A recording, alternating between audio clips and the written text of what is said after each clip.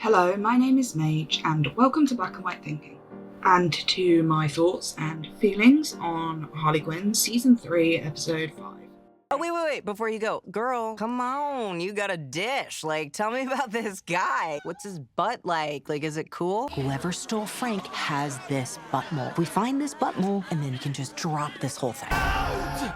Why the hell am I here?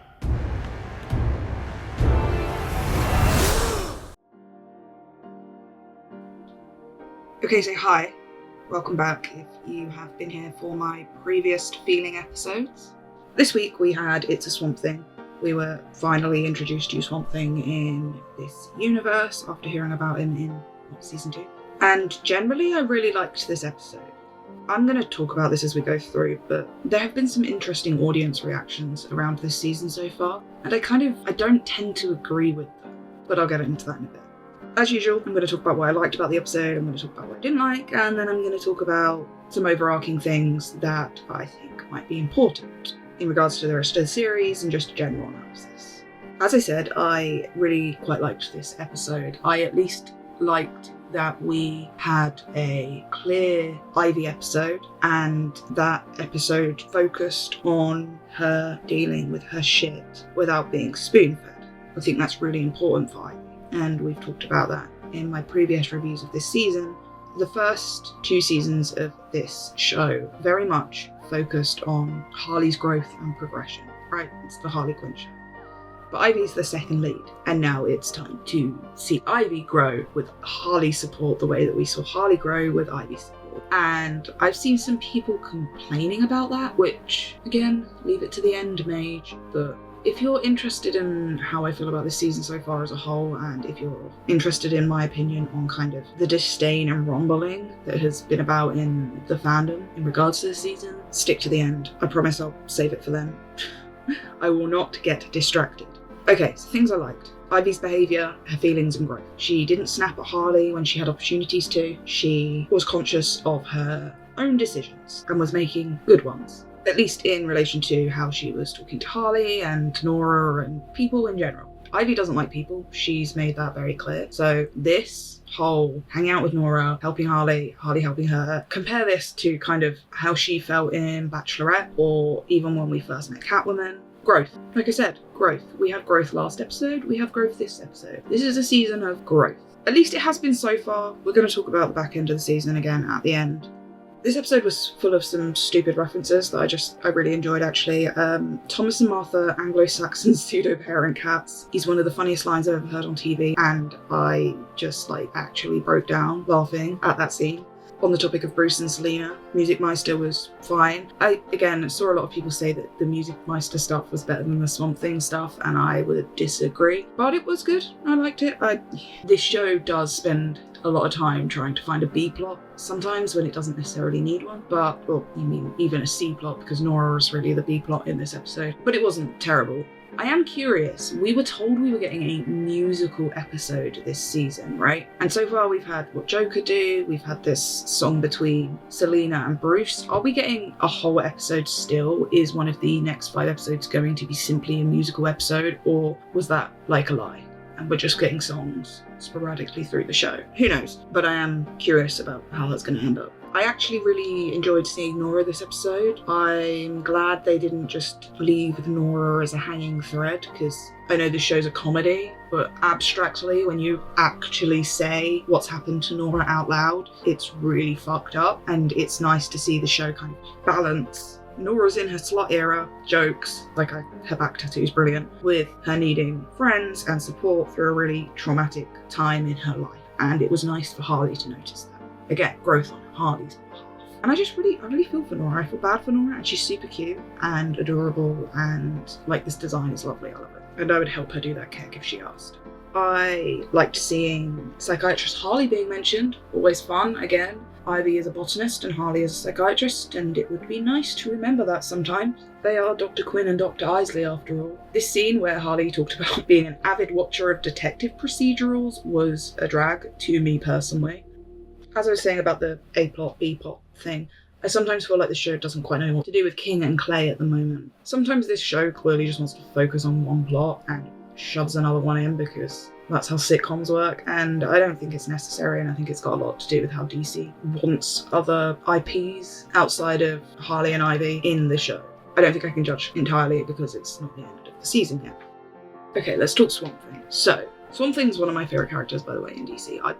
I say that about all DC characters. I just love Gotham, okay? The Gotham-verse, and the Batman universe, and Monster Men. There's something incredibly fascinating about Alec Holland, and I personally believe there is not enough Ivy Alec content in the comics, and when there is, it's kind of crap. We will talk about that a lot in my next part of my Ivy video, which covers the 80s and 90s, where Swamp Thing and Poison Ivy's relationship was truly kind of forged by people like Alan Moore and Neil Gaiman. But generally, there's not enough content, right? One of my favourite pieces of art anyone's ever done is this piece by Cedric, who should absolutely write a Swamp Thing Poison Ivy piece. They went to college together in canon, and they were studying under Jason Woodrow with now the gardener, and Linda Holland, who's Alec's wife, who is mentioned in this episode. It's important to Ivy's backstory, right? To know who Swamp Thing is and to have a friendship with him. This Swamp Thing was, again, with the show it's hard to balance character interpretation and comedy interpretation, right? This Swamp Thing, not my favourite, not gonna lie. He felt a little incest for no real reason. The attacking them because Nora didn't want to date him was unacceptable behaviour. However, it was foreshadowing, and that's why it happened. It's less to do with what is the appropriate behaviour here, and more that the writers really want to foreshadow something. We'll talk about what in a minute, and they were using Swamp Thing as a vessel for that, even if it's super out of character.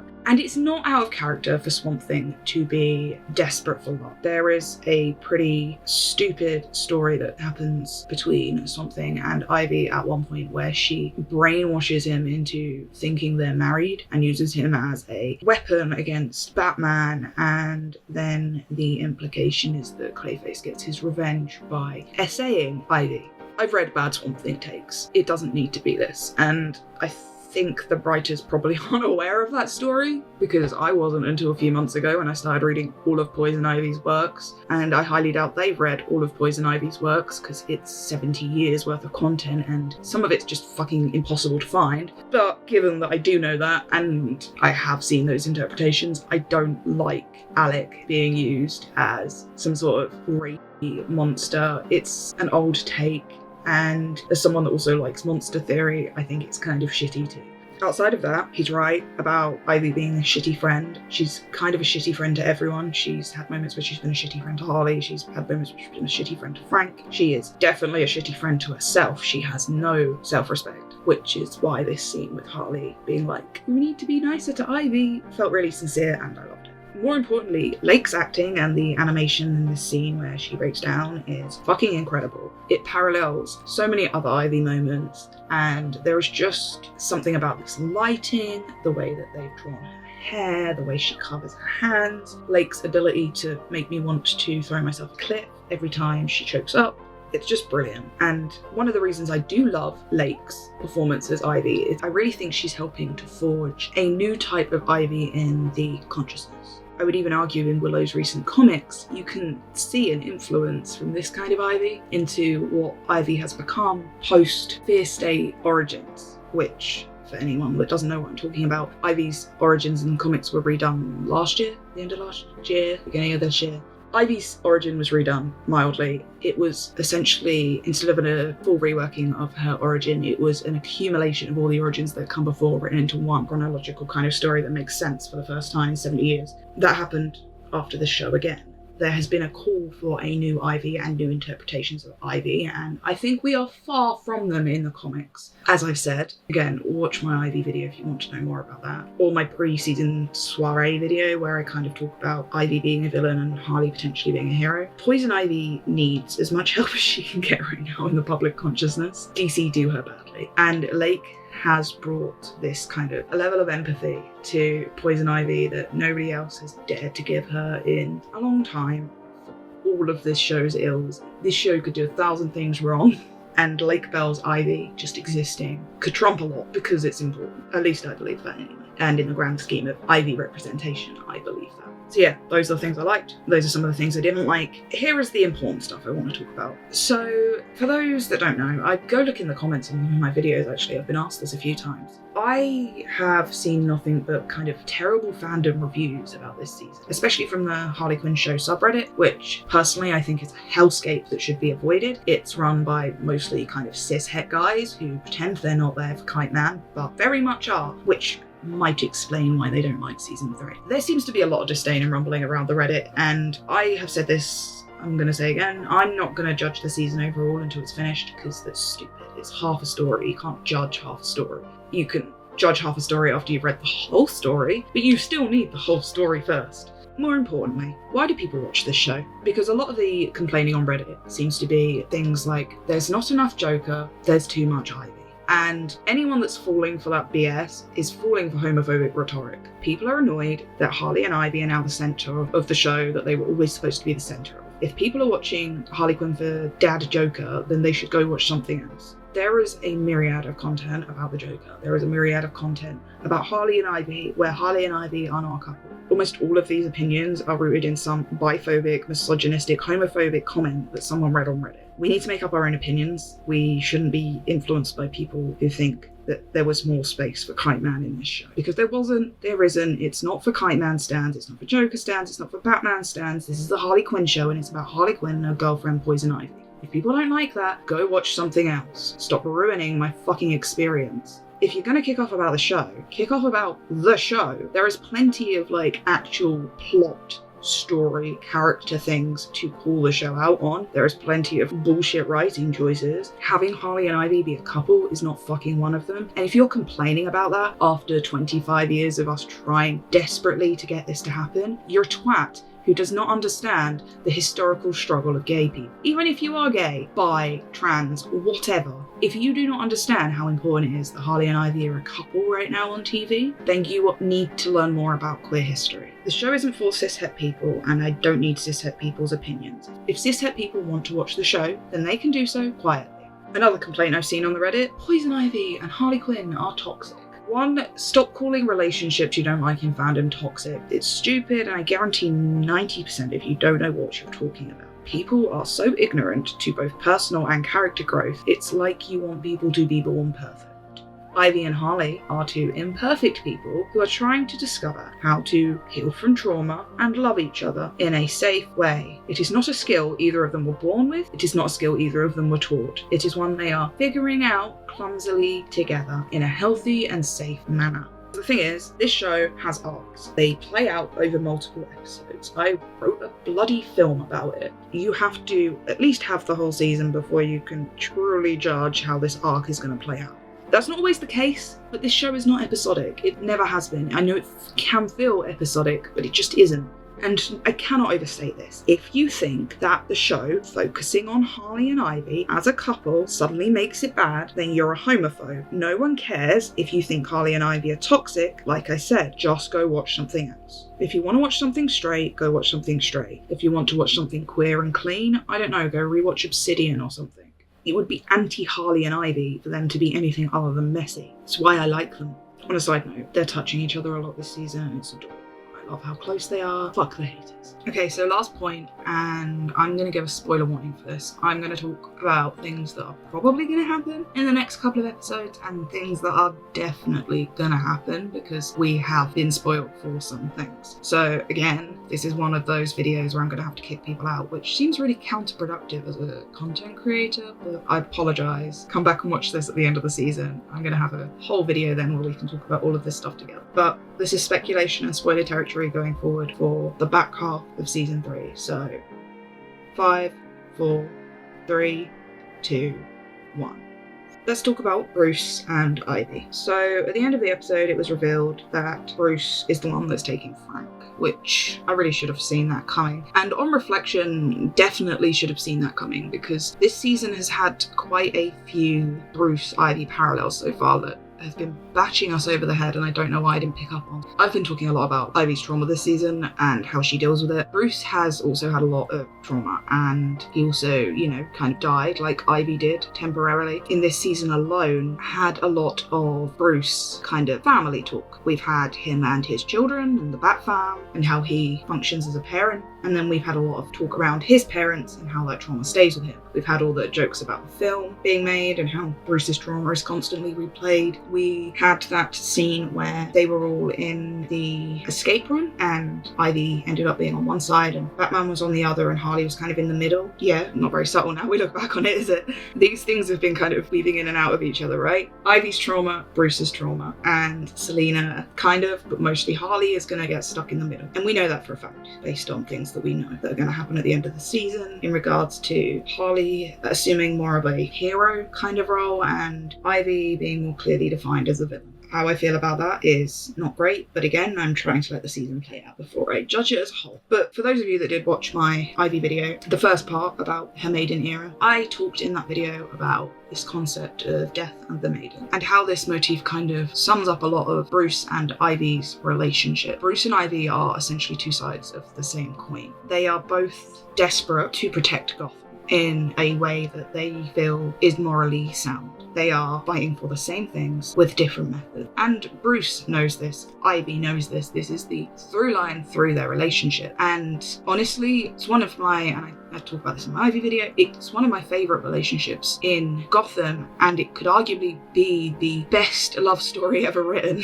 If that had been something that DC had ever pursued, because they kind of are the angel and demon to each other, right? Ivy is this kind of saving angel bringing nature back to life, and Bruce is this dark demon, whereas he sees himself as kind of this saving light in the sky and the heavens to Gotham, and Ivy, who is overrunning it with nature and destroying humanity, and they have this constant charge between them throughout history. And in the show, this has very much been bashing us over the head for the last few episodes, and I think maybe I've just been a bit too into kisses to notice. But going forward, the last 5 episodes, in my opinion, are very clearly setting up Bruce versus Ivy, with Harley in the middle. Again, you might find Selina in the middle a little bit, but this is the Harley ship, and kind of Harley soothing these tensions. This is weird, but also kind of mildly interesting based on what we know at the end of the season. I mentioned this in my last video, I think, or the one before that, but we were spoiled for the end of the season via a comic press release that said that Harley is going to end up being a member of the Bat family, and that Ivy is essentially going to lead the Legion of Doom. But they are going to remain a couple throughout this, which, again, I'm really not sure how I feel about that, because I'm not sure of the viability of it. I'm curious how the writers are going to handle such a situation. It will not be an easy one to balance, but it is interesting.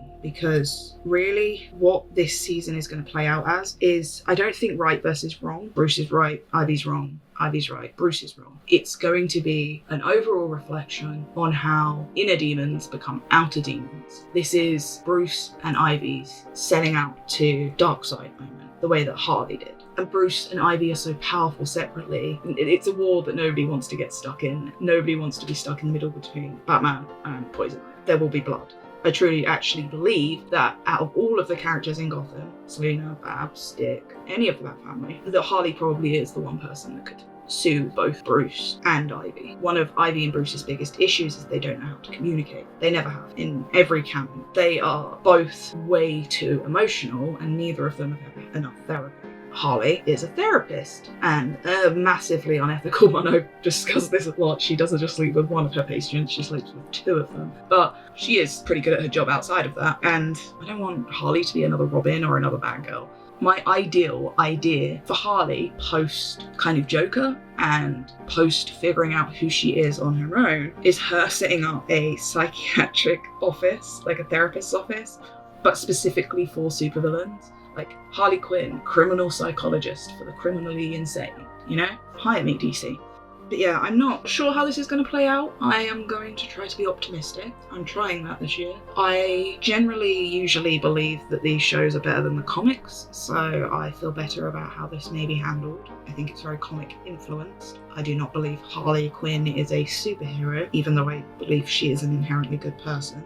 and I don't need to see Bruce necessarily taking out his anger on Ivy, which is, again, something that quite often happens in the comics. Some of Bruce's most misogynistic moments in the comics involve Ivy, and that's not always a Bruce problem, it's more of a who's writing Bruce problem, but I hope we avoid some of that going forward, because these last 5 episodes are going to be about Bruce versus Ivy and how Harley sorts them out. On that note, the episode where they're clearly using Psycho to go into someone's brain, I'm going to assume that's Bruce's brain, right? Maybe next episode, the episode after, because that scene from the trailer is set in the Batman animated series universe. So I'm assuming when we go into Bruce's brain, we will see Gotham, but from that point of view. Ivy's was like a barren wasteland full of like eldritch monsters and stuff, right? And her house, I think Bruce's will be that Gotham from Batman animated series. The other thing that I mentioned that I'll talk about that's kind of spoilery is I mentioned earlier that he's a grown-ass plant man throwing a strop, and it's literally affecting the ecosystem. When Ivy says that, that's such blatant foreshadowing to her for the next couple of episodes, which is why I think they did the whole Swamp Thing kicking off thing, because they couldn't think of a better reason for him to kick off than sleeping with Nora and getting rejected, which is dumb. But I think the reason they wanted him to kick off was so that Ivy could say something like that, because then Harley also says, you know, this is an unhealthy way for him to deal with his feelings, this is clearly something he hasn't worked through, there's something bigger going on here. Foreshadowing, or at least I believe it to be foreshadowing anyway. We'll see. Okay, so there's a pretty chaotic wrap up of my thoughts on episode 5. I'm sorry these videos never seem very fluid. I don't really want to make reviews each week that are video essays. I don't know, it's just not the vibe. I like just talking organically about my feelings with the show, and I'm kind of excited to write a video essay about it and look at it more analytically at the end. So yeah, let me know your thoughts. Let me know if you've also heard all these stupid takes on Reddit, and let me know what you think about the coming episodes and what's going to happen. I'm curious if you think it will be Bruce versus Ivy for most of the season, like I do. I also think the Joker's going to get involved, because, again, the Joker can't not be involved in this situation. I think he will probably do something really fucked up, but more on that later, I think, once we watch the next episode. That'll be all for now. Thank you for being here, guys. I appreciate it so much. Catch you next week. Mage out.